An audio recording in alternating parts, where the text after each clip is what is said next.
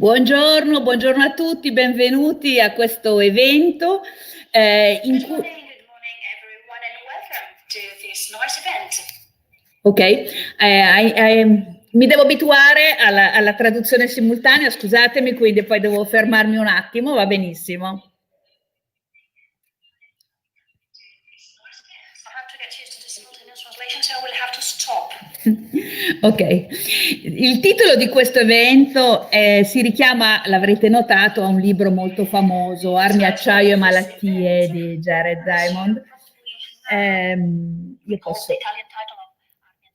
Ok, posso abbassare la traduzione. E questo titolo, questo libro, perché avevo... Allora, scusatemi, adesso dovrebbe essere tutto a posto con la traduzione. Dicevo, abbiamo scelto questo titolo, ma c'è un altro libro di cui io vorrei... Ok, scusatemi. Non riesco a parlare con la traduzione, abbiate pazienza. Ecco.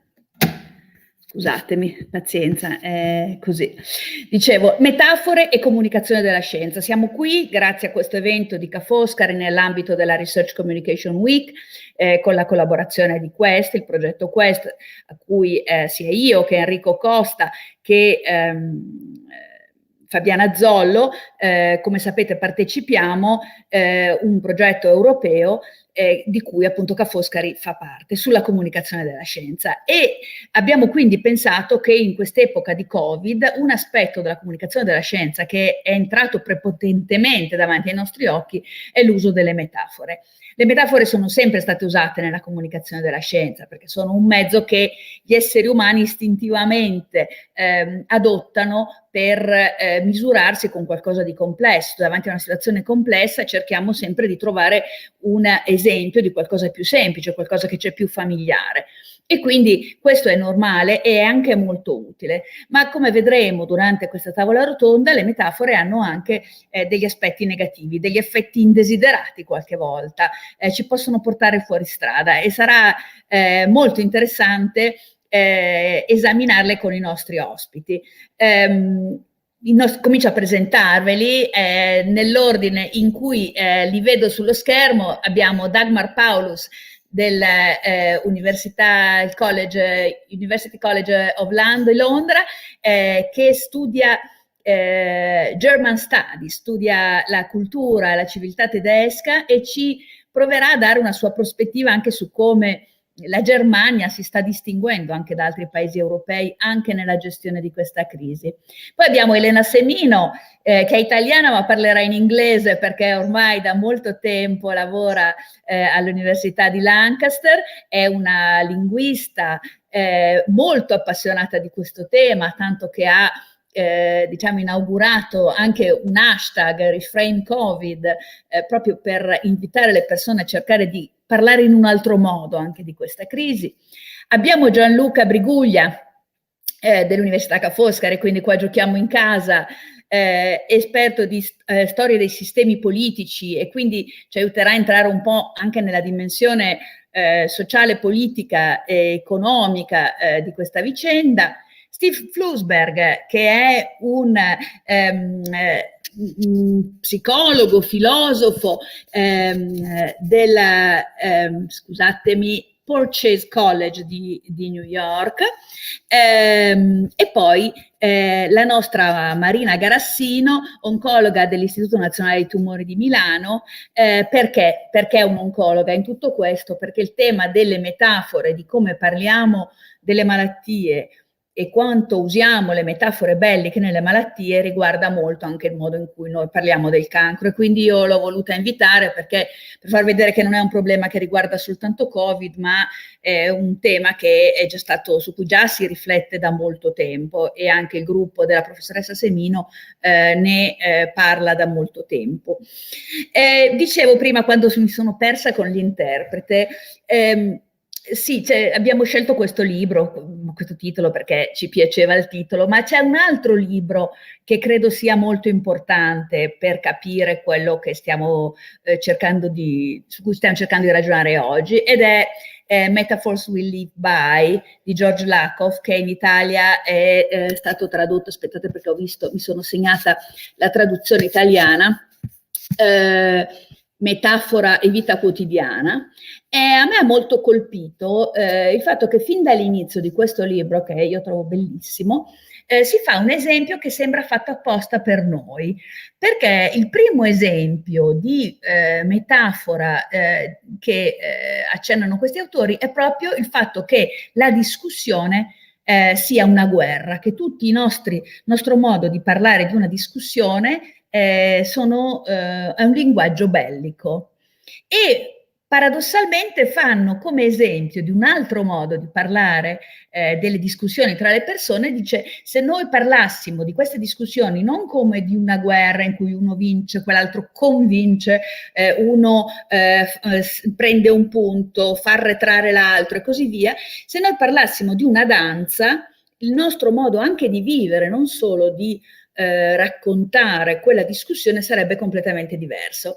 E qui io ho trovato un riferimento veramente illuminante a un articolo che è diventato più che virale, come si dice oggi, tanto per usare un'altra metafora, cioè l'articolo di Thomas Pueyo, che già a marzo ha chiamato le modalità di gestione della pandemia il martello e la danza, un famosissimo articolo che appunto attraverso queste due metafore del martello e della danza spiega come si poteva affrontare la pandemia. E io credo che recuperare queste metafore, soprattutto la metafora della danza, potrebbe aiutarci rispetto alla metafora della guerra a vivere meglio questa pandemia. Però partiamo dall'inizio. Steve Flusberg, lei ha studiato le metafore da moltissimo tempo, è un esperto di questo tema e le metafore hanno un loro uso nella comunicazione della scienza, sono importanti, sono utili.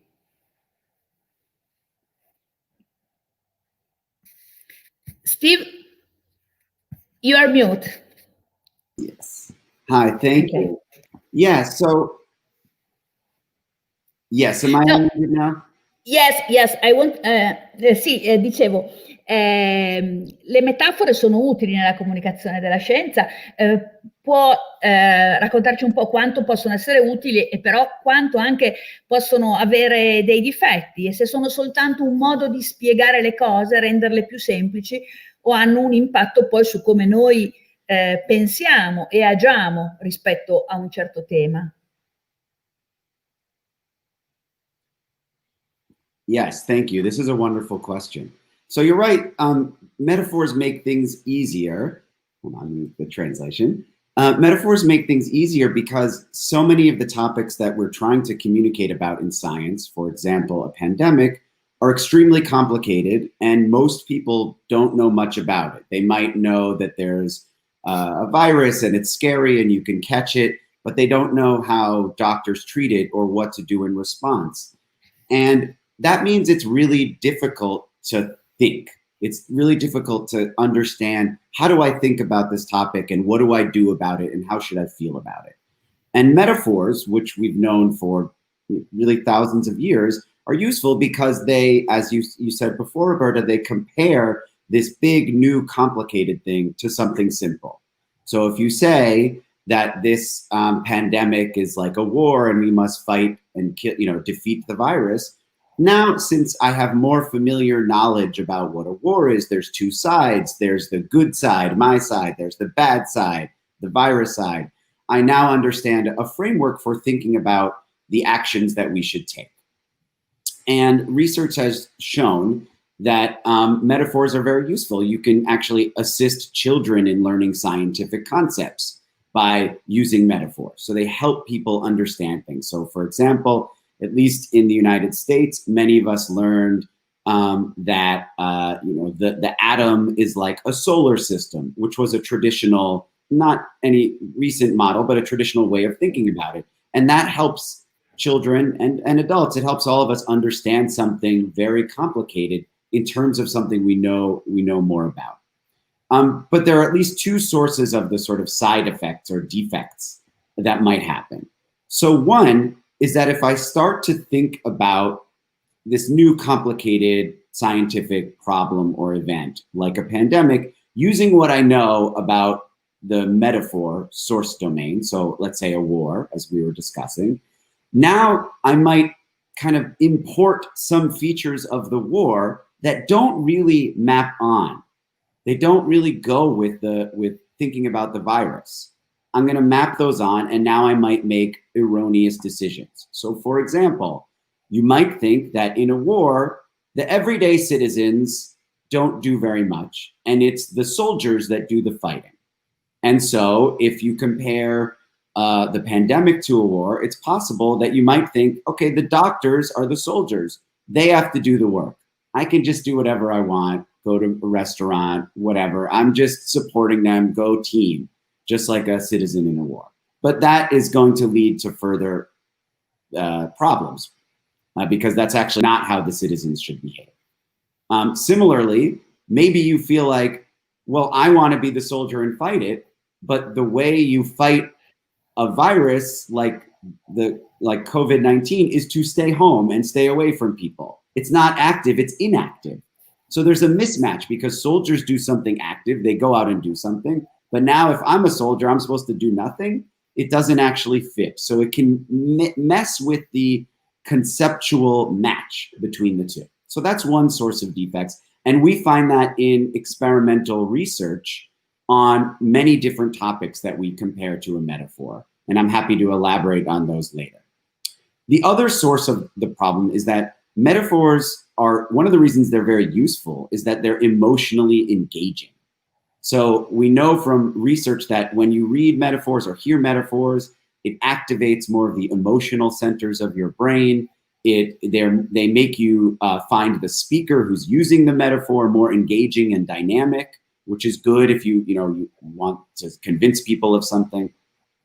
But it can also activate negative emotions, which in some cases it's a good thing, and in some cases it's a bad thing. So, for example, I ran one experiment where we compared climate change to either, we said we need to fight a war against climate change, or we need to kind of win the race against climate change. So we used a race metaphor, running a race, or a war metaphor. Now in that context, the war metaphor makes people feel a little bit more scared, and they report more of a sense of urgency and that climate change poses a larger risk. So the emotion there might actually be helpful. But in some contexts, and I believe some of the other discussants will bring this up, if you activate too much of an emotion or the emotion doesn't fit the situation, it can again undermine people's effective response. So if I start to get too scared in thinking about it could be climate change, it could be another a disease, then it might make me less motivated. What can I do? This is terrifying. I don't know what to do.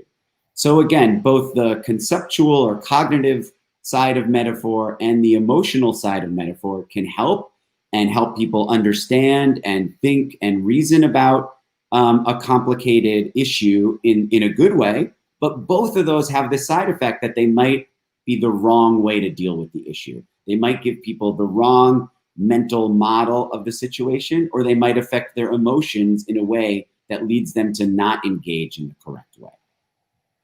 Grazie mille, molto molto interessante questo punto di vista che ci ha proprio permesso di entrare nel dibattito che vogliamo fare oggi.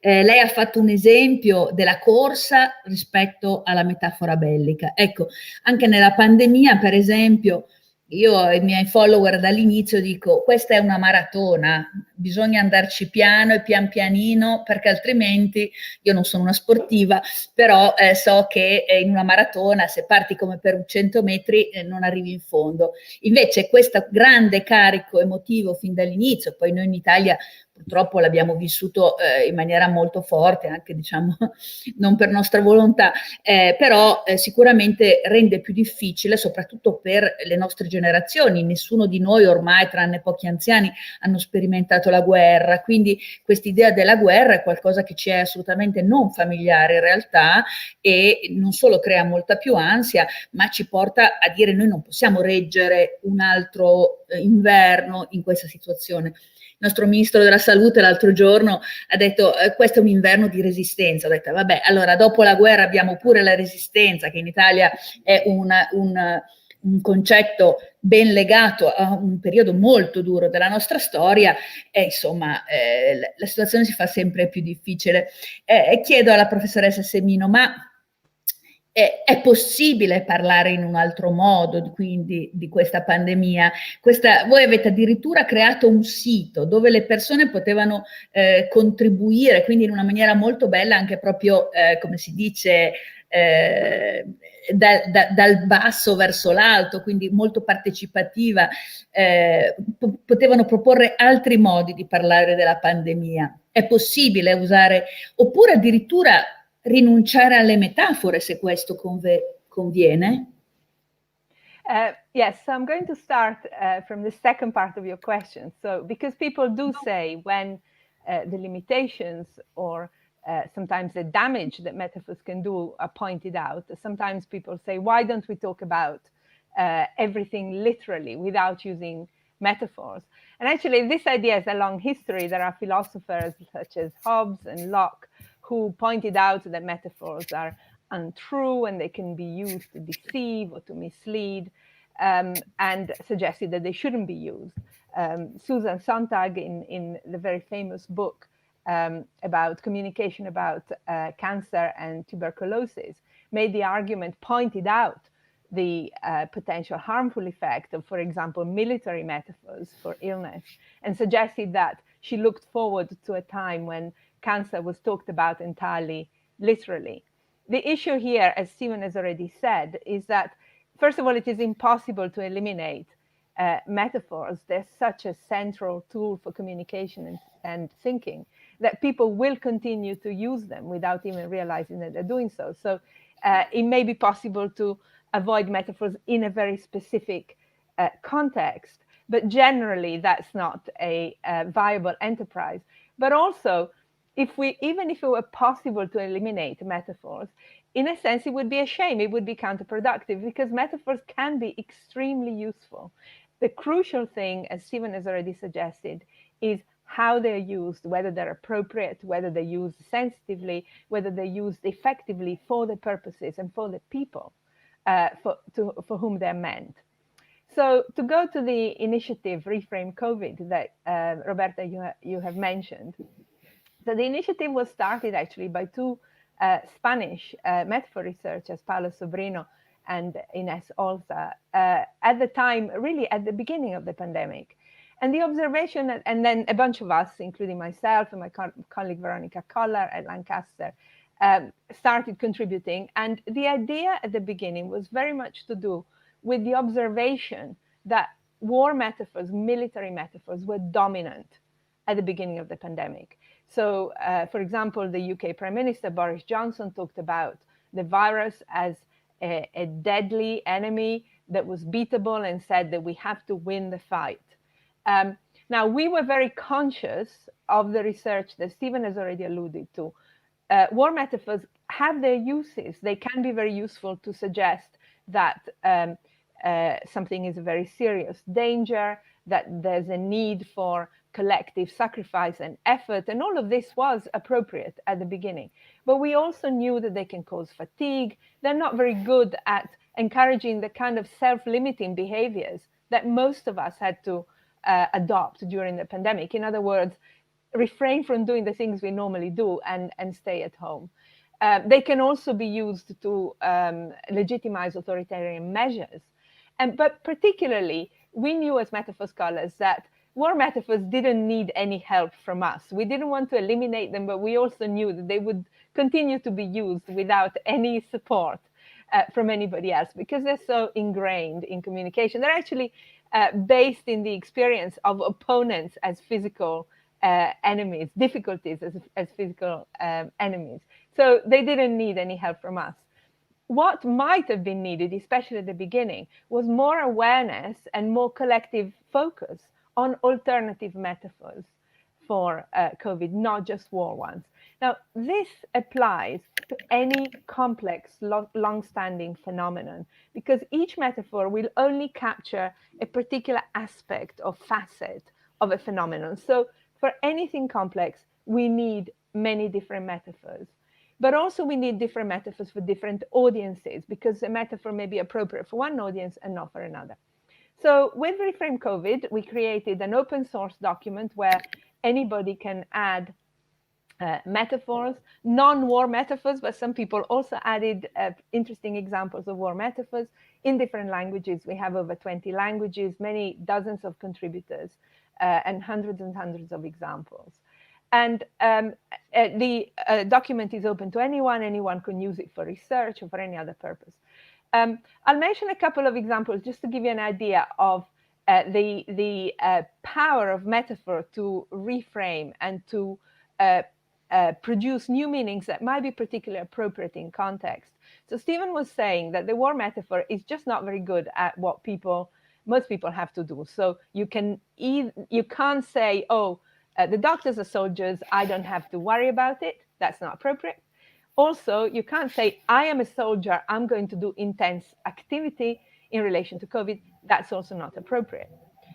So there is a very interesting metaphor, originally in Norwegian, in Reframe COVID, posted on the shared document by Susan Nacy. I'll give you the English translation, and it goes like this. To be a hero in these times, one should act like a hedgehog. Don't roar like a lion or fight like a giant, but roll up in a ball and wait, hope for better times. So this is a very specific metaphor that's kind of creative. Yeah, we do have the metaphorical notion of going into hibernation. It deliberately takes issue with the heroic notion of that is symbolized by lions, etc., where you have to fight, you have to do something dangerous or involving intense activity. That's not what a hero is like at the times of a pandemic. Heroism in this context, and this metaphor is from April 2020, so lockdown time for most people. Roll up in a ball like a hedgehog and wait for better times. So this, I can give you many examples, and maybe I'll have an opportunity after, but that gives you an idea of picking the right metaphor for what you need and for that particular audience. And that's what Reframe COVID is all about.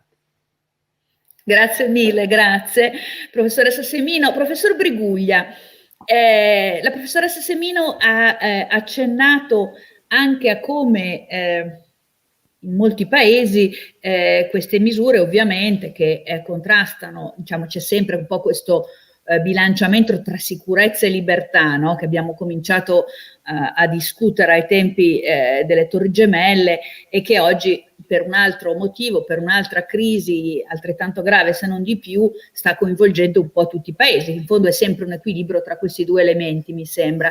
E il rischio che queste misure poi vengano sfruttate da alcuni governi per limitare le libertà personali non soltanto a scopo di protezione dalla malattia ma anche ad altri scopi è stato, diciamo, evidente fin dall'inizio e anche in maniera giustificata per alcuni governi. Quando vedevamo certe scene o certi provvedimenti presi in Cina abbiamo detto vabbè, ma loro perché è un paese autoritario, poi però vediamo che questo timore serpeggia anche in paesi con un'altra base democratica. E quanto queste metafore possono contribuire a dare questa impressione? Anche, non so, la mascherina, anche oggi io in treno, sono a Roma, oggi in treno il controllore cercava di mettere sopra il naso la mascherina a un signore che si rifiutava e lui diceva: se voi volete farvi imbavagliare, fatevi imbavagliare, se avete paura fatevi pure imbavagliare, io non mi faccio diciamo intimorire da questa situazione. Quindi l'impatto politico di questa situazione quanto può essere aggravato dall'uso di certe metafore? Beh, sicuramente governare è anche saper trovare metafore capaci di governare i fenomeni, no? Quindi sicuramente il tema delle metafore è un tema a livello di dibattito pubblico strettamente connesso alla capacità di governo. Proprio per questo sono così importanti, no? Chi mi ha preceduto ha già detto che insomma le metafore fanno vedere delle cose, altre le nascondono, no? E questo fa parte intrinsecamente dell'uso della metafora. Questa capacità, queste caratteristiche poi possono essere utilizzate nel tentativo di orientare l'opinione pubblica in una direzione o in un'altra direzione. Io simpatizzo anche un pochettino, diciamo molto poco, ma un pochino simpatizzo anche con quel signore che dice non mi faccio imbavagliare, non perché io creda che la mascherina non funzioni, ma perché credo che in una società aperta ci stia anche il paradosso dell'irrazionalità da questo punto di vista, no? E le metafore introducono irrazionalità, sono il tentativo di rendere razionale dei fenomeni che altrimenti ci sembrerebbero essere strani o folli, e però introducono proprio in queste distorsioni anche degli elementi di novità dal punto di vista diciamo irrazionale, come può succedere nel caso di questo signore che lei cita. Una cosa che ho trovato interessante rispetto soprattutto a quello che diceva Flusberg prima di me, che ha menzionato un'altra metafora, la metafora della guerra applicata a un altro fenomeno, quello del cambiamento climatico, no? Ed è curioso secondo me che a mio avviso, e riprendo anche quello che diceva Elena Semino, no? Le metafore in questo caso hanno funzionato fino a un certo momento e poi non hanno più funzionato. La cosa interessante è che a mio avviso la metafora della guerra non ha più funzionato nel momento in cui Macron ha fatto quel discorso di guerra in cui lui si voleva presentare come un presidente di guerra, quindi evocare tutto un immaginario che è francese, ma non solo francese, diciamo, no? In Italia, giustamente, come lei stessa sottolineava, il sottoprodotto della metafora della guerra è quello della resistenza, no? Noi abbiamo due resistenze, quella del Piave e quella poi della resistenza al nazifascismo, no? Che sono parte costitutiva del nostro immaginario, che sono connesse, sono forme di guerra, no? Nel momento in cui Macron ha presentato se stesso fondamentalmente come il presidente, finalmente come il presidente francese che può rifare una guerra, quindi nel senso positivo del termine, ha reso questa metafora completamente inutile, perché si è capito che non era quello il fenomeno. Tra l'altro si diceva cose semplici per spiegare qualcosa di complesso, come se la pandemia fosse qualcosa come dire, di più complesso, di più semplice della guerra. Noi potremmo anche dire della guerra che è un'epidemia, no? Quindi le metafore a volte possono anche scambiarsi, diciamo, no? L'emittente dell'immagine può diventare il ricevente dell'immagine. Ma l'elemento interessante sul clima, no? Il cambiamento del clima. Io ricordo che il primo discorso ufficiale del presidente Sarkozy, invece, fu in un suo brano significativo una ripresa di una metafora di guerra rispetto al clima. Sarkozy disse agli alleati americani dobbiamo fare la guerra contro il cambiamento climatico. Lui disse il combattimento, la battaglia. Ed era interessante perché un presidente di quel tipo, un presidente gollista, diciamo così, doveva in qualche modo porsi anche come un presidente capace di fare la guerra giusta, in questo caso una guerra metaforica, che era però un po' quel linguaggio utilizzato per far dimenticare che il suo predecessore Chirac, gollista anche lui e forse più gollista di Sarkozy, si rifiutò di fare una guerra vera, quella all'Iraq, no? Quindi dire agli americani siamo alleati contro una nuova guerra, questa volta giusta, quella contro il cambiamento climatico, è anche questo un modo per governare dei fenomeni che sono, diciamo, complessi, che vengono semplificati e che vengono poi ricomplessificati, se si può dire così, no? Quindi da questo punto di vista l'armamentario, e uso una metafora diciamo così appropriata, della metafora della guerra è molto ricco. Del resto diciamo anche questo, che in fondo la civiltà europea esteticamente è basata sull'idea di guerra. L'Iliade, l'Europa comincia con l'Iliade, che è il racconto di una guerra talmente bella, perché c'è della bellezza letterariamente nella guerra, che tutte le generazioni ne dovranno parlare. Una guerra talmente importante che gli dei, quindi i fenomeni sovrannaturali, eccetera, combattono insieme agli uomini per decidere il destino dell'umanità.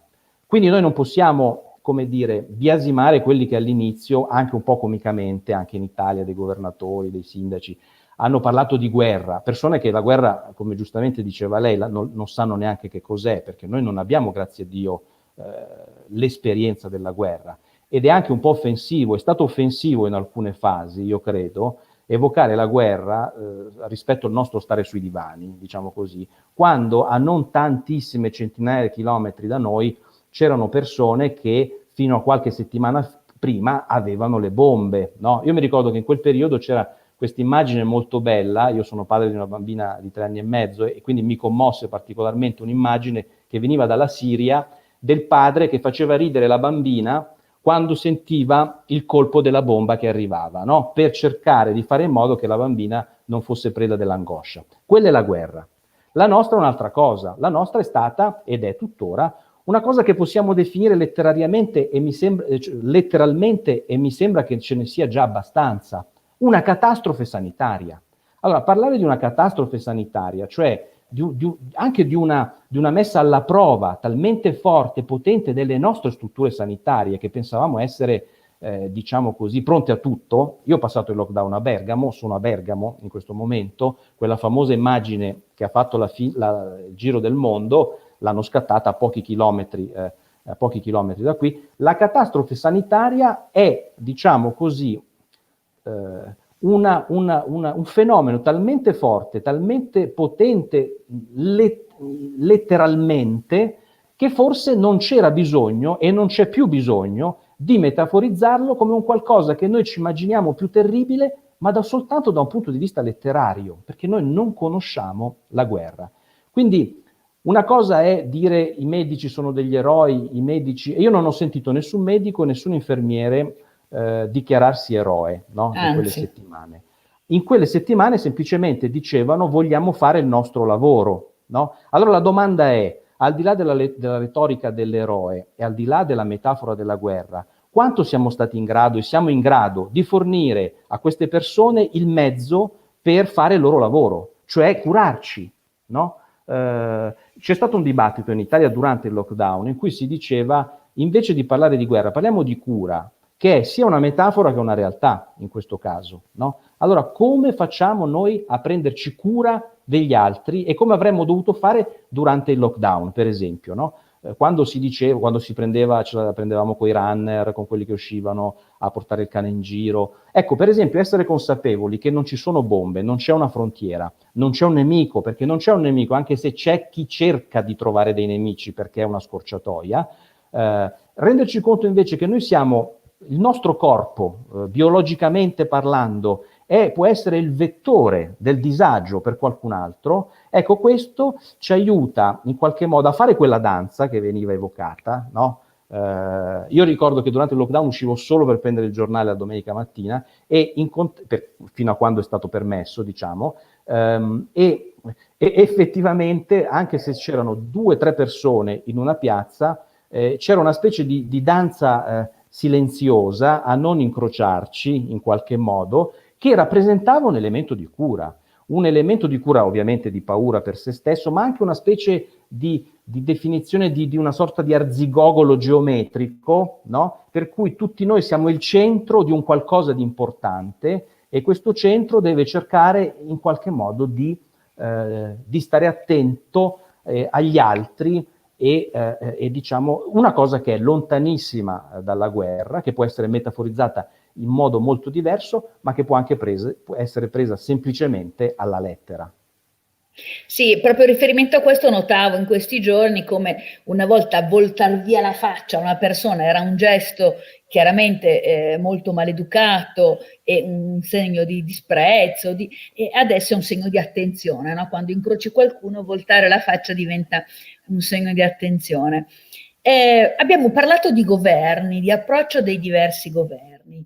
Allora, io non voglio tirare sempre in ballo gli stessi temi, è una coincidenza, non possiamo dire che sia scientificamente fondato, ma c'è questo caso che dove governano le donne mediamente, o meglio i paesi che sono andati meglio sono quelli in cui governavano le donne, e in Europa sicuramente la signora Merkel ha dato prova in molti suoi discorsi anche di una comunicazione che dal di qua noi abbiamo apprezzato, insomma. Allora una domanda che viene dal pubblico è se ci sono paesi in cui non sono proprio state usate le metafore belliche, e a Dagmar Paulus chiediamo anche se come in Germania, come la cultura tedesca ha reagito, ha usato queste metafore, forse non le ha usate perché diciamo la ferita della guerra è rimasta più viva, o forse non c'entra niente. Lei che conosce meglio appunto le diverse culture inglese, tedesca e così via, se ci aiuta un pochino a orientarci nelle differenze tra i diversi paesi.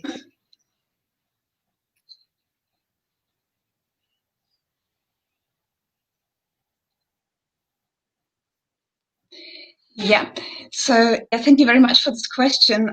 So I work at a UK university, but I am German.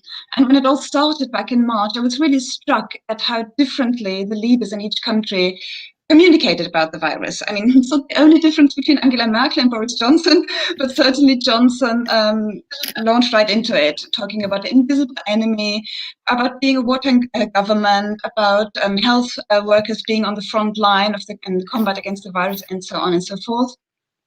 There was also a speech by the Queen herself, where she referred to her own war broadcast in 1940, and then she quoted Vera Lynn, the famous song "We Will Meet Again." So this is very clearly a reminiscence of World War II. And like Gianluca had already mentioned, in France we had a similar situation with President Macron, and in the US as well. When Trump finally acknowledged the situation, he was also very much about this kind of metaphor. And in Germany, things are indeed a little bit different. And so I analyzed two speeches by Angela Merkel. One was an address to the public that was broadcast on the 18th of March. And the other one was a speech to Parliament on the 23rd of April.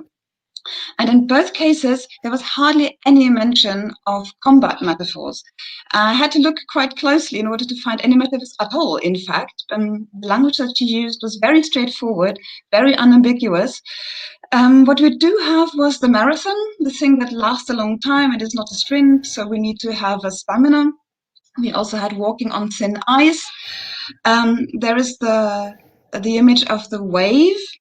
Also a discussion about first and second wave, and then a famous German virologist actually joked about it's not the first or a second wave, it's a Dauerwelle, so a permanent wave, with the implication that it's also something that you do with your hair.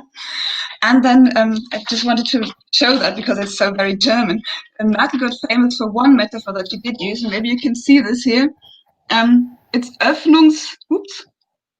Öffnungsdiskussionsorgien. It's a word with 25 letters, and it means orgies of discussing ways of reopening things. So yes, that is a metaphor, not necessarily one that's easily understood, but there are no combat metaphors in Merkel's speech altogether. Her wording implies challenge, but not necessarily combat. So that's quite different from what we've heard from other leaders. So why is that? How could that be? So for one, of course, Merkel's style is not about grand rhetoric and about overstatements. That's just not how she is, certainly. And it was the same, however, with other regional leaders. We just don't encounter combat metaphors very often, maybe with one exception, that's gerüstet, which means armored, so being well equipped for something, but that's been lexicalized to a great deal. So that means most people would not necessarily associate war with that particular word. It's pretty much the only exception that I came across. So I was thinking, how could that be? What might be the reason for that? And if we compare that to the situation in the UK, in Great Britain, there is something of a public consciousness maybe about the wartime spirit in the UK during World War II. And you can be critical of that, absolutely. It's not necessarily about, it's not everybody's cup of tea, so to speak. Slogan of keep calm and carry on that you can find on merchandise and so on and so forth. It's well, it's not for everybody, but still it invokes the idea of sticking together in a difficult situation and then overcoming something that is difficult. Right. You can give it that kind of interpretation if you wish. Like I said, there is criticism about that as well, but still, I would say it's massively different still to, well, the spirit in massive, inverted commas, of Nazi Germany. that was not about sticking together in a difficult situation. It was about waging war. It was about conquering. It was about annihilation. It was about committing genocide on a massive scale. And I suppose no sane leader in their right minds would ever want to invoke that kind of thing. So that is my interpretation of why probably we do not get that kind of language from German leaders, the COVID pandemic. And there's also another aspect of the use of metaphors, medical metaphors, to describe political aspects in the German history. And that is again to do with National Socialism. It was basically inverted. So it was not a war metaphors to describe a health situation, but bodily metaphors or health metaphors to describe a political situation. And that was, of course, massively racist and just plain awful when National Socialists would refer to Jewish people as being the virus, basically, that invades and infects the German body. It's awful language. And again, this might be another reason why German leaders nowadays tend to avoid it, at least those belonging to the non-far right. Which is another aspect of the whole situation in Germany, I would suppose, because now we do actually have a far-right party that is in our national parliament, and they've been trying to expand the limits of what is acceptable in German discourse very much. And possibly this is another reason why the more mainstream parties avoid that kind of language. So having said that, it's interesting that outside of the COVID pandemic, war metaphors or combat metaphors are indeed used in health discourse in German. But like I said, not about the current situation when politicians actually talk about it, but when we talk about cancer, and I'm sure that Marina is going to say more about that later on, we do have that vocabulary in German as well. So there apparently the misgivings do not exist as much as they may do in the discussion about COVID. And just very briefly, because I thought it's kind of funny. So we do not have that many, well, we don't have war metaphors, more or less in general. But what we do have are Anglicisms, lots of them. And I just wanted to point out one of them, which has become very common and widespread, and everybody uses it all the time. And that's home office, but not in the meaning of the Ministry of Interior Affairs, what it would mean in the UK, but in the sense of working from home. And everybody uses it now. It's been lexicalized to a very high degree, and I suppose we'll just have to carry on living with that, whether we like it or not. Okay, thank you.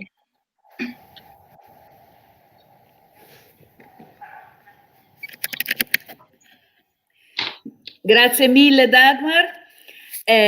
Sì, ha introdotto la dottoressa Garassino. Io volevo anche dire un'altra cosa, già abbiamo accennato appunto alle metafore belliche usate contro il cancro, ma anche qui ce ne sono tantissimi. Io ho cominciato a interessarmi a questo tema, sapete voi che io mi sono occupata tanto di vaccini e di comunicazione sui vaccini, per l'uso che si fa della...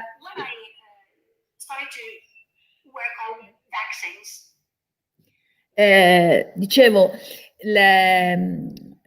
nell'ambito della comunicazione sui vaccini, per esempio, l'uso delle metafore è molto pericoloso, proprio perché va a toccare delle dimensioni emotive che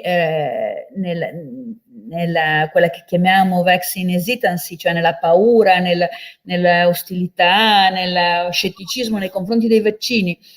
Le componenti emotive, la paura ovviamente hanno una grossa parte, e quando per esempio parliamo di herd immunity, di immunità di gregge, in Italia si insiste molto su questo tema, gli antivaccinisti subito reagiscono dicendo: ma noi non siamo pecoroni, voi siete pecoroni, fate come dicono loro, la pecora nera è vista come la persona che ha un suo pensiero critico, autonomo rispetto alla massa, e quindi l'uso di questa espressione diventa controproducente, no? Per cui si consiglia di usare altre espressioni per spiegare lo stesso concetto, come immunità di gruppo, immunità sociale e così via. Nell'ambito del cancro è un altro tema in cui l'uso delle metafore è fondamentale.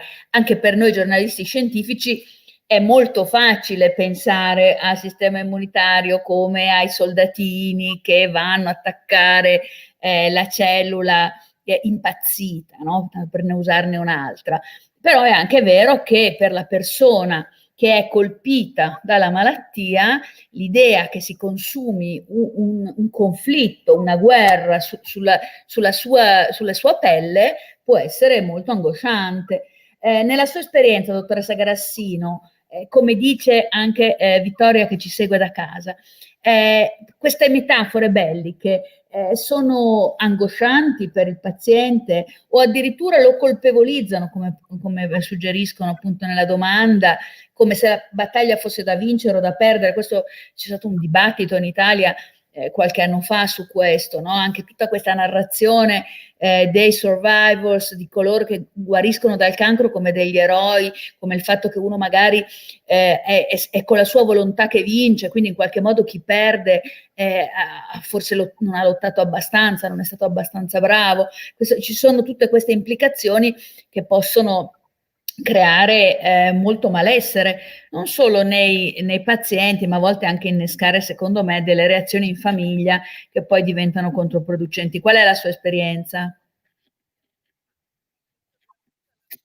Ma allora, intanto grazie di avermi invitato perché sto imparando moltissimo anch'io. È chiaro che tutto ciò nasca dal bisogno di comunicare nostro con i pazienti e sicuramente il cancro ha rappresentato negli anni passati, da cui poi sono anche nate le metafore belliche sul cancro, il nemico invisibile, la cosa contro la quale non avevamo veramente nulla a che fare. Parlo chiaramente non del 2020, ma parlo degli anni 70 in cui non avevamo neanche i farmaci contro il gomito. Quindi è chiaro che nell'immaginario, come dire, siano nate metafore che abbiano come dire, una relazione con la guerra. L'altra cosa che mi veniva in mente in questi giorni mentre pensavo proprio a questo incontro è che di fatto l'ospedale in sé è un po' anche un carcere. Abbiamo le finestre chiuse, abbiamo gli orari dei pasti in cui il paziente può mangiare solo quando vuole lui, quindi già anche l'ospedale in sé in qualche modo rappresenta una realtà costrittiva.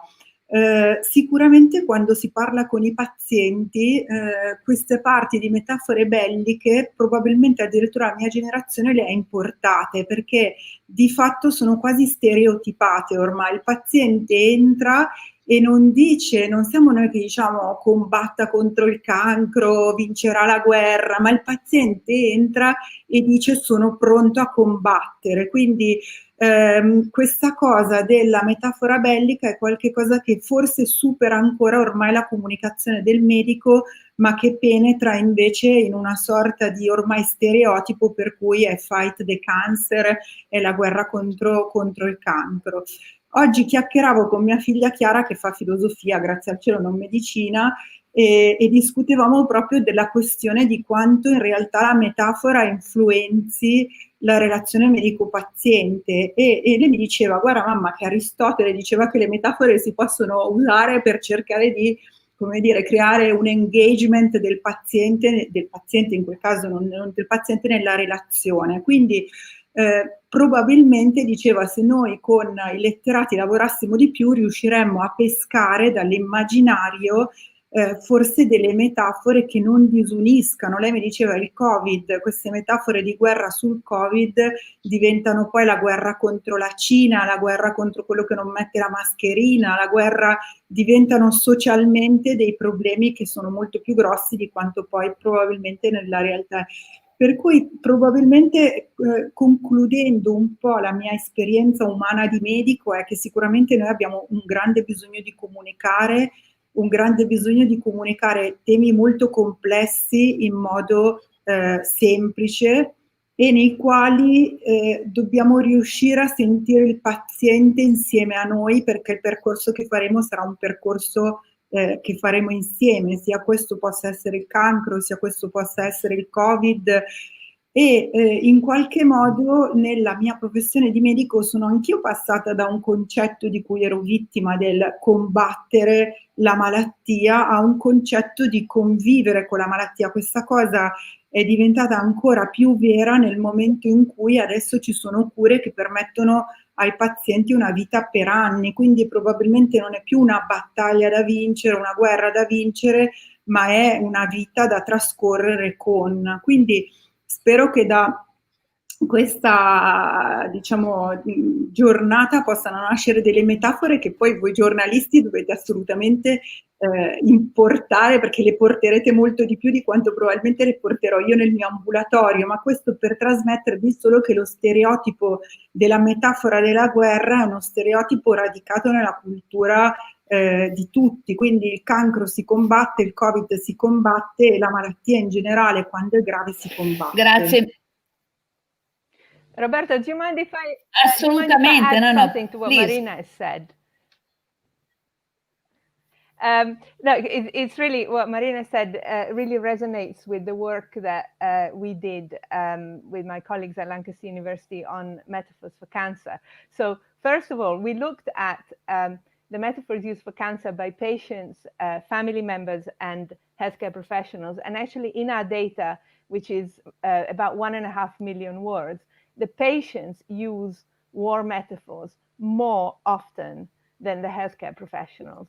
So this is very much what Marina says. They're very much part of how people interpret their experience of cancer and end up being chosen by the patients because they're so dominant. So this very much confirms what Marina said. Two other quick observations. We found that we found evidence, textual evidence, of how these metaphors can be harmful. So one person writing on an online forum for cancer patients says, after saying that her cancer had spread and was incurable, the person says, I feel such a failure that I'm not winning this battle. So you can see, where does the notion of failure come from? Personal failure. It's this idea of losing a battle. On the other hand, for some people, especially when there's the possibility of a cure, these metaphors can be motivating and empowering. So the crucial thing is not to have only those metaphors. It's the same as for COVID.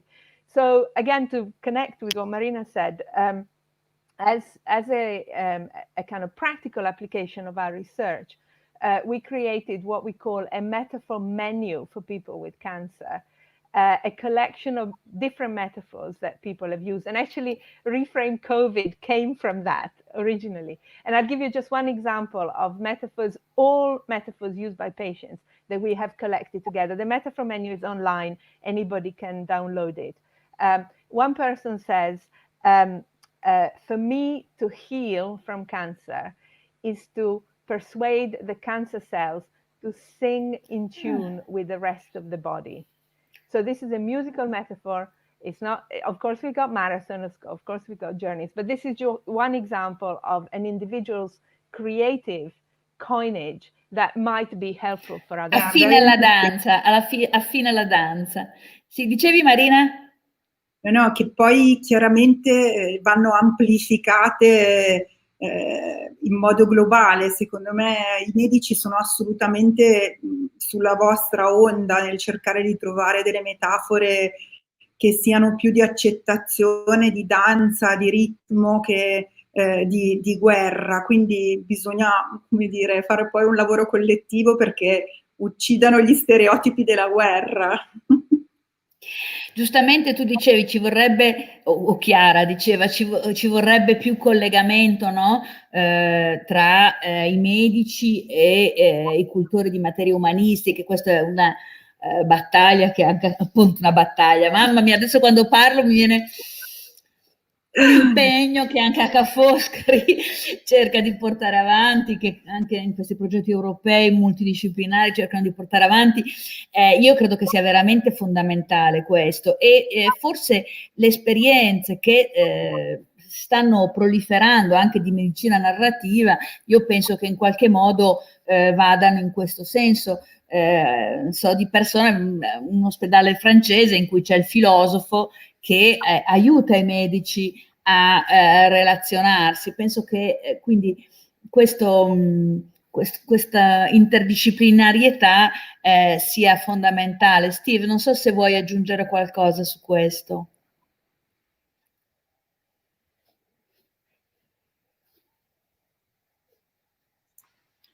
Yeah, I think, first of all, this has been a very fascinating discussion, and I have learned a lot already from it, and I have a lot of ideas going on. But I love this idea of the interaction between researchers who are studying the language and looking at the cultural history and looking at all of the sort of academic side, actually engaging with practitioners like Marina to do something with this research. So I try to view my research on this, and I think everyone has been saying something similar, as grounded in what are people saying in the real world? What are doctors and patients actually saying? What are world leaders actually saying? And then it is the hope, and that's one of the reasons I'm so excited by this event, and others I've been trying to do recently. The hope is to get together and to try to use the combined skills and knowledge to come up with a better way to talk about events, or to come up, as Elena said, with multiple possibilities that depend on the situation. Because I think that's one of the keys that maybe many, at least political leaders, don't always do, which is reflect on how the language they're using might affect different people differently. And so I can only speak right now to the US context, which is probably the most frightening of any of the places we are right now, because our leadership has adopted a new metaphor. President Trump's favorite metaphor for everything he doesn't like is a hoax. In other words, a trick, a secret conspiracy that's been engineered against him. And what's especially pernicious about that metaphor in the context of COVID, or in the context of vaccines, where that same thing has been used, or any of a number of other things, is that if you buy into that metaphor, then any evidence that goes against it is just proof of it, right? It's a self-reinforcing one. And that's why when one metaphor, it's just a case where with one metaphor can take too much hold, it undermines our ability to be flexible. And so I think it's very important that people who are thinking about the power of that language and the cultural history of when certain language is used and deployed, actually make sure we do communicate with the public and with experts, to use the metaphor, on the front lines, who are the ones doing the real communication with people. Thank you. Gianluca, quanto i politici hanno questa percezione? Hanno i loro esperti di comunicazione, certamente, ma questa consapevolezza a che livello è? Se ne rendono conto o no? Beh, io credo che se ne rendano conto, anche se non sempre sono capaci di farlo, perché non dobbiamo dimenticare che anche nella nostra epoca, che è così imbevuta di tecnica, naturalmente, di capacità predittive, di strumenti, di software addirittura per prevedere il futuro, le cose, è un'epoca in realtà di cigni neri, diciamo così, cioè di eccezioni, ed è un'epoca in cui l'elemento umano è, anche nella leadership, è ancora fondamentale, quindi anche la capacità di fare degli errori clamorosi. Quindi da questo punto di vista è chiaro che i leader tentano in tutti i modi di trovare l'analogia, la metafora che possa in qualche modo appunto indirizzare l'opinione pubblica a loro favore. Poi non tutti hanno le stesse idee sul futuro, quindi si può anche pensare che ci sia un conflitto di metafore, no? Pensare ad alcuni fenomeni della contemporaneità, per esempio nei termini dell'invasione, nei termini appunto della malattia, del corpo statale che viene attaccato dall'esterno, o pensarli invece come fenomeni invece di tipo sociale, no? Cioè di esigenze che vengono dal basso, di costruzione della vita che si auto-organizza. Sono per esempio due campi metaforici completamente opposti che sono in guerra, scusate la metafora, che sono in contrasto, no? che sono in contrasto. Poi noi, voglio dire, noi siamo animali metaforici, no? Quindi non è che io non sono d'accordo con Hobbes o con Tommaso d'Aquino, io in realtà sono un medievista, no? Non sono d'accordo né con Hobbes né con Tommaso d'Aquino sul fatto che la scienza debba essere assolutamente priva di metafore, anzi sono più d'accordo con Aristotele che diceva la scienza è scienza, dopodiché adesso scriviamo dei trattati sulle metafore, perché la scienza senza la polis, senza la civitas, senza la comunità non serve a niente, può diventare addirittura oppressiva, no? Quindi da questo punto di vista è chiaro che il fattore umano, il fattore direi umano e umanistico, nel senso più ampio del termine, che non necessariamente disciplinare del termine, è il centro del nostro oggi, della nostra contemporaneità. Io credo anzi che stiamo andando verso un'epoca di semplificazione da questo punto di vista, perché rispetto ad alcune illusioni che ci eravamo fatte negli anni 90, no? Alla fine delle grandi ideologie, delle grandi narrazioni, la caduta dei grandi regimi, insomma, diciamo la scivolata, diciamo, dei grandi regimi totalitari, in cui sembrava che tutto dovesse incamminarsi verso un futuro di razionalità illuministico, di capacità di metterci insieme. In realtà adesso ci stiamo rendendo conto che è ancora importante prendere delle posizioni pubbliche forti, nette, semplici e chiare su alcune cose. Quindi da questo punto di vista io credo che sia proprio il momento giusto per rimetterci, come insomma anche questo dibattito dimostra, con tutte queste esperienze che sono solo una piccola parte del grande mondo che si dedica alla lingua, alla metafora, alla politica e ai fenomeni sociali, sia il momento giusto per rimetterci a lavorare su questo, non solo a livello di dibattito pubblico inteso in senso proprio, nel senso tecnico, ma a tanti livelli del nostro vivere. Io penso ad esempio a quello che è organizzare gruppi a livello per esempio di imprese, no?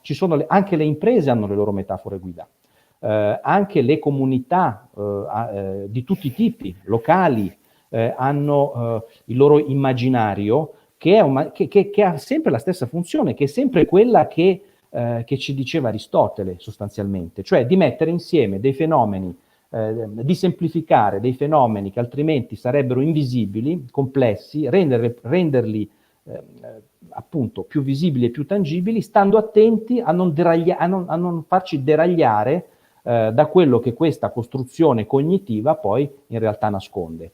Quindi io credo veramente che siamo ad un nodo e che questa epidemia, pandemia, anche da questo punto di vista, l'etimologia di epidemia è ciò che sta presso il popolo, no? Come diffusione, ma è ciò che sta anche presso il popolo nel senso che prima non si vedeva, ci fa vedere quello che noi siamo, ci ha fatto vedere tante nostre deficienze e ci fa vedere anche però tante nostre risorse. Una di queste è quella linguistica, che è ancora la più razionale delle risorse, che però commercia continuamente con l'immaginario, che è un'altra forma di razionalità, che è un'altra forma di realtà.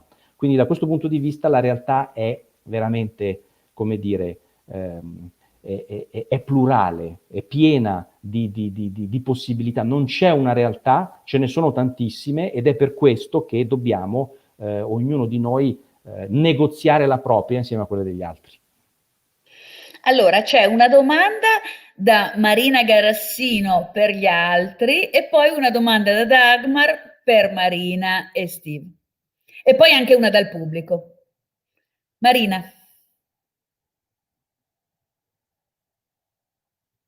Sorry. So my question is, why the negative metaphors have more impact than the positive metaphors? Because in my brain, there are only negative metaphors, not just. So this is something that could be interesting to me. Chi vuole rispondere? Chi vuole rispondere? Elena, forse. Yeah. Steve. So, you know, humans have a negativity bias, meaning that negative things stand out to us more and we are more concerned with them than something that's equivalently positive, right? You would rather, losing $20 or 1,000 euros is a lot worse feeling than gaining 1,000 euros is positive feeling, if that makes sense. So negative things stick out We remember them more. It's part of how we form memories, is through emotion and negative motion especially. And there has been much speculation that this is something humans and other organisms evolved as a survival technique. It's better to be safe than sorry. So Are it's you better. Are you saying that we are in troubles now to create positive metaphors to overcome the negative one? Well, I The think, dance is a positive metaphor, no? I think it is possible, because I think that collective positivity we really, really like.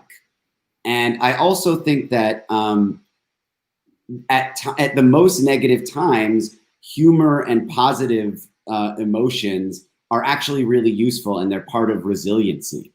So, Elena mentioned some humor, very funny metaphors that people have come up with to talk about COVID, the hedgehog going into hibernation, rolling up into a ball. That's funny, and we really like things that are positive and funny and make us laugh. And in a time of negativity, that can be very important. And I think that can be a way to look for a positive metaphor, something that leverages the humor and the positivity in a time of darkness and despair.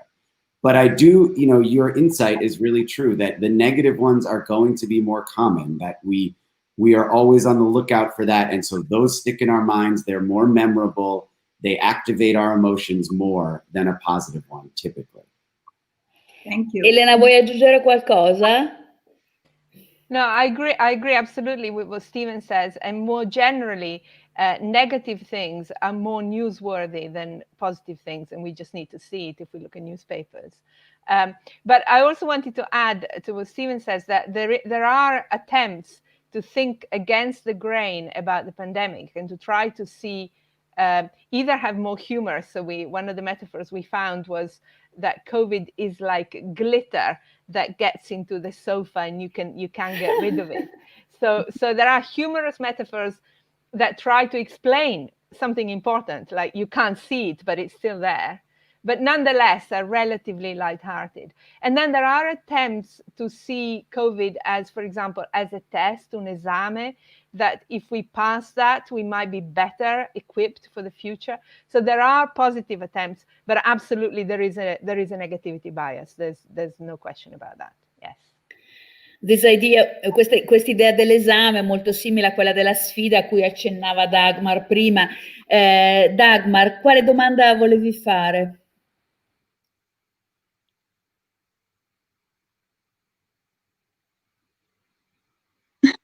Yes, so I'm really fascinated by the question of how language shapes reality and the other way around. And of course, metaphors play a massive role in that.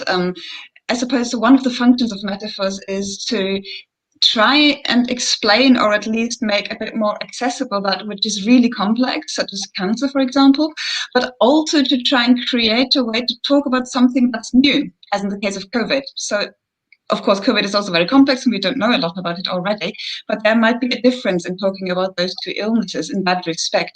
I wonder, are you aware of any differences there, or is it too early days still to say whether there's some kind of metaphoric use for cancer that differs from the COVID kind of vocabulary that we have, or is it still too early to ask that kind of thing?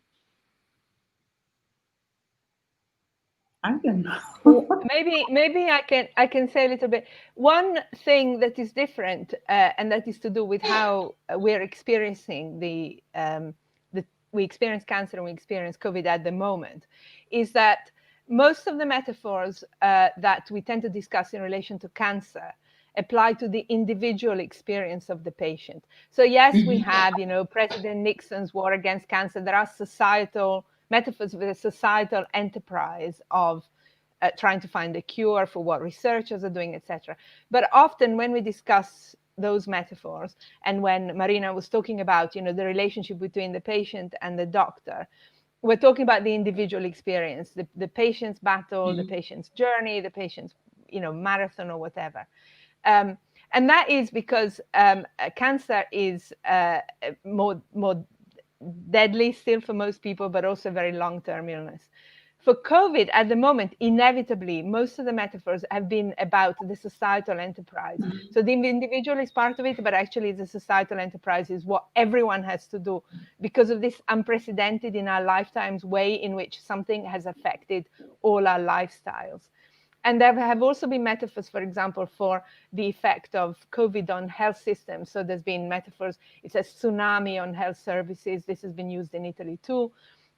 A train an out-of-control train that is about to hit us. So the characteristics of the pandemic, as opposed to cancer, have been different. What will be interesting, because there is now, of course, also the growing awareness of long COVID. So those people who don't die of the illness, but actually don't recover. So that COVID gives rise to a chronic illness. So there the focus will be much more on the individual and then communication between doctor and patient, the patient feeling believed by doctors. That I think will switch the focus more on the individual long-term relationship with the illness, which is different from cancer, but slightly more similar than the pandemic that's affecting the whole of society. On the other hand, there are metaphors to do with war and journeys, etc. They get applied to almost anything. So you're going to find them for cancer, you're going to find them for COVID, you're going to find them for other things, whether it's, inflation, unemployment, climate change, drug use, they're so pervasive that you'll find them anywhere. Yeah, maybe. So it is strange to say it, but we know more things about the cancer than the COVID. So I think that also the uncertainty behind the cancer and behind the COVID could play different, because maybe it's also difficult as a physician to communicate something that you don't know very well. And for this reason, it's also difficult to create some metaphors if you don't know exactly about what you are talking. So maybe there is also this aspect. E poi in questa dinamica tra società e individuo, non so se dico una cosa che non c'entra, però nella percezione attuale c'è un forte focus sulle azioni individuali per proteggere la collettività in Covid, mentre nel cancro c'è una forte narrativa su come l'ambiente, quindi le multinazionali, quindi l'inquinamento e così via, poi provocano la malattia, no? Quindi forse anche dal punto di vista c'è più una colpevolizzazione dell'individuo in Covid rispetto a un interesse generale, e invece sentirsi vittima, se vogliamo, del paziente oncologico rispetto, per esempio, a un inquinamento ambientale. Però adesso questo mi è venuto in mente adesso sentendo Elena, non so se può avere un senso in questa dinamica. Gianluca, come intervengono poi appunto le figure istituzionali in questa dinamica tra soggetto e società? Diciamo che noi viviamo in un contesto linguistico che ci è dato, no? Quindi partiamo da un assetto metaforico che è tradizionale. La metafora della guerra, della quale abbiamo parlato moltissimo, non nasce con noi, no? Quindi l'idea tante volte è di un piccolo scarto rispetto ad una tradizione metaforica che ci viene data. Quindi uno potrebbe al limite anche dire, va bene, è una guerra, perché comunque dall'Iliade a oggi tutto quello che succede è guerra, però noi forse potremmo essere un ospedale da campo. La grande immagine dell'ospedale da campo mi viene in mente proprio adesso, evocata da Papa Francesco all'indomani della sua elezione, no? Dove trasforma sostanzialmente con un colpo metaforico la Chiesa da una grande macchina giuridica, sostanzialmente, quello che era la Chiesa ratzingeriana, no? Cioè quindi un sistema con delle regole dalle quali non si può scappare perché sennò chissà che cosa succede, a un ospedale da campo, no? Quindi l'ospedale da campo evidentemente fa riferimento anche qui ad una metaforica bellica, però basta un piccolo scarto per entrare assolutamente nella cura, in questo caso, no? E quindi trattare gli altri non più come delle persone che non rispettano le regole date, come nel caso giuridico, dove chi per esempio divorzia, non può avere accesso alla comunione perché ha infranto delle regole, quindi proprio un quadro giuridico, quindi non metaforico tra l'altro, peraltro, ad un assetto metaforico in cui le persone che prima erano considerate in un certo modo adesso sono le più bisognose di un aiuto, no? Quindi lì bisogna, come dire, anche lì la tempra delle persone può cambiare un discorso, no? Noi non possiamo fare una tabula rasa come se tutto quello che è successo prima di oggi non sia mai successo, non fosse mai successo. Possiamo magari cambiare e andare a vedere e dire ma guarda che però in questa grande metafora che tu stai mettendo c'è un piccolo dettaglio che cambia tutto, no? Quindi questo fa parte appunto del... È interessante quello che è stato detto più volte oggi, sarebbe l'idea di mettere insieme delle competenze da questo punto di vista, no? Cioè quelli che devono assumere delle decisioni, quelli che devono curare, quelli che devono organizzare la cura o quelli che devono organizzare la convivenza civile e quelli che ragionano su questi temi proprio a cercare lo scarto giusto, lo scarto. Diciamo che il mio timore è che questo si faccia già, ma che lo scarto non sia quasi mai per un bene collettivo, ma per un interesse personale, di gruppo, di partito, di squadra, però questa è la storia, quindi sono le regole del gioco e quindi, come dicevo prima, l'idea è entrare nel negoziato della realtà, ciascuno con la sua, senza farsi spaventare dalle idee ricevute, dalle metafore imposte, diciamo così. Vittoria ci fa una domanda difficilissima. Chi vuole rispondere lo faccia. Allora, dopo questa pandemia bisognerebbe ripensare la concezione di interiorità e esteriorità del corpo umano e della sua relazione con l'ambiente. Questo certamente, perché sappiamo che questa pandemia non è così slegata dal modo in cui l'uomo si relaziona con la natura, con l'ambiente, col mondo animale. Sappiamo che purtroppo potremo anche averne altre, adesso qui non odiatemi, ma aspettavamo la pandemia influenzale, non è che il coronavirus evita quell'altra. Purtroppo sono tutte minacce che negli ultimi 20 anni si sono fatte sempre più frequenti proprio per questo modo, diciamo, violento di intervenire sul rapporto con la natura, la biodiversità e così via dell'uomo. Chi vuole provare a rispondere? Come ripensare la concezione di interiorità e esteriorità del corpo umano?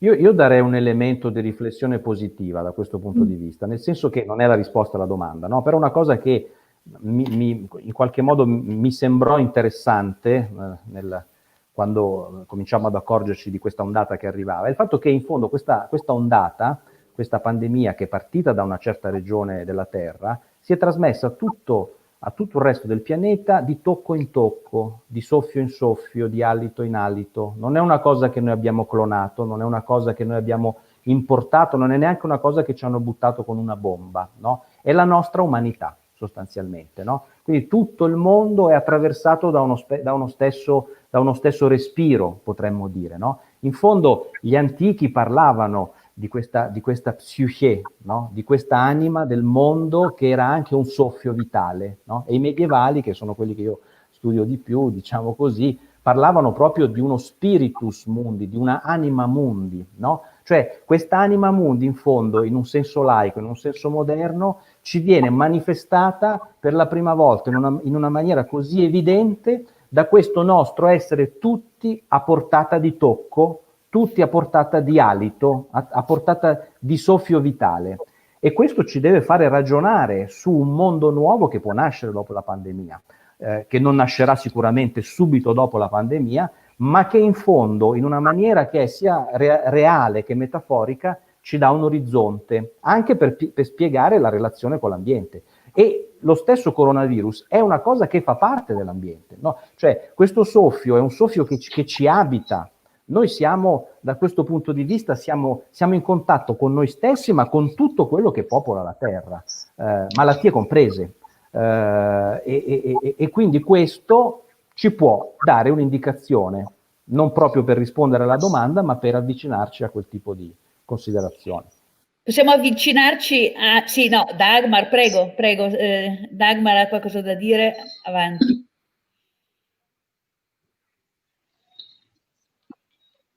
Yes, please. I suppose this is a really crucial question and one that we really should all be trying to consider. And what comes to my mind there is, I think there was a discussion, I'm not sure whether it was by the United Nations, but somewhere on a fairly high level, that a large proportion of our planet should actually be sanctuaries, wildlife sanctuaries, in order to basically enable life on the planet for the future. And I suppose sometimes bad things happen, and then people reconsider and think, oh my God, we can't carry on like this, so we have to do something about it. I don't know, if we're being optimistic, maybe this pandemic might cue us to actually go ahead and really create those sanctuaries for wildlife, both in the ocean and on the solid land, so that the animal world can thrive and we do not interfere too much with it, because I think it's a fact, as far as I know, that this way viruses can spread and jump over from the animal kingdom to the humans. And it would, of course, be wonderful if we were able to make something good out of this awful situation with the pandemic. Grazie. Yeah, I was going to say, is there time to say one more thing? Roberta? Prego. E magari lo dico in italiano perché l'esempio è italiano. Una delle cose che mi hanno interessato sono come le metafore vengono usate per prospettare il futuro dopo la pandemia. E mi sono particolarmente interessata alle metafore della pandemia come incendio, perché secondo me hanno molte funzioni utili. E un commentatore italiano, Paolo Costa, ha scritto un pezzo durante il lockdown iniziale, Non soldati ma pompieri, quindi è partito dalla stessa idea di rifiuto della metafora bellica e di adozione della metafora dell'incendio. A un certo punto dice, non solo ci sono continuamente focolai da spegnere, ma è dovere di tutti collaborare quotidianamente alla bonifica del terreno, affinché scintille, inneschi, distrazioni, eccetera, non provochino adesso o in futuro disastri irreparabili. Cioè l'idea della bonifica del terreno in futuro è un modo metaforico di suggerire che in realtà tutti dovremo modificare il nostro modo di vivere in futuro per impedire un'altra pandemia incendio. Certo. Perciò sì, questa secondo me è una delle poche cose positive che possono venire fuori, è proprio una riflessione collettiva, non un colpevolizzare la Cina o qualcuno in particolare, ma un prendere una responsabilità collettiva di che mondo dobbiamo creare perché queste cose succedano meno frequentemente. Mi sembra che così concludiamo in una maniera bellissima, prima di tutto avendo trovato una metafora molto efficace anche in relazione alla gestione della pandemia, perché l'idea dei focolai che vanno spenti è qualcosa anche che ci aiuta nella gestione poi in questa danza, per usare l'altra metafora bella che è uscita in questo incontro, l'idea dei focolai da spegnere ci danno uno strumento attivo di gestione della pandemia. E poi quest'idea che devo dire, per quanto si sia colpevolizzato l'OMS, il dottor Tedros ha detto sempre fin dall'inizio, siamo tutti sulla stessa barca, in questo siamo tutti insieme. E in questo forse la metafora della guerra uno degli errori è che lascia fuori qualcosa, perché in fondo anche quelle che noi chiamiamo guerre mondiali hanno avuto dei paesi neutrali, hanno avuto dei paesi che sono stati colpiti relativamente, sono guerre mondiali un po' da un nostro punto di vista eurocentrico del mondo, in fondo sì, c'è stato anche il Pacifico, ma insomma non tutto il mondo è stato così coinvolto nella stessa misura e invece qua veramente, oppure pensiamo prima abbiamo accennato alle torri gemelle, a queste crisi che ci sono state sicuramente, ma nessuna diciamo a nostra memoria ha avuto una diffusione così capillare, davvero ha colpito tutti i paesi a basso alto reddito, anzi incrociando le dita pare che forse l'Africa sia in questo momento più risparmiata, ma speriamo che continui così. Quindi mi sembra che abbiamo trovato una bella metafora, che è quella dell'incendio. Abbiamo chiarito come siamo tutti insieme e anche abbiamo sottolineato l'importanza di un approccio multidisciplinare, non solo alla pandemia, ma alla gestione anche della comunicazione tra medico-paziente, all'affrontare la complessità, che non è solo la complessità di questa crisi, ma la complessità della società in cui viviamo, in cui veramente tanta specializzazione che è stata indispensabile ed è indispensabile per approfondire la conoscenza di cui oggi siamo detentori, però richiedono delle figure e delle realtà e dei contesti trasversali assolutamente indispensabili. E niente, direi che ci siamo contaminati. Oddio, questa metafora torna indietro in qualche modo in maniera molto, molto produttiva, gli uni con gli altri. Io ringrazio tantissimo tutti voi per aver seguito dai social di Ca' Foscari, ma soprattutto i nostri ospiti per averci dato così tanti food for thought, tanti stimoli per pensare su questi temi che credo siano molto interessanti. Naturalmente bisognerebbe stare qua dei giorni interi, ma mi sembra che oggi già abbiamo seminato molti stimoli interessanti. Grazie a tutti e continuate a seguire gli appuntamenti naturalmente della Research Communication Week di Ca' Foscari. A presto, ciao!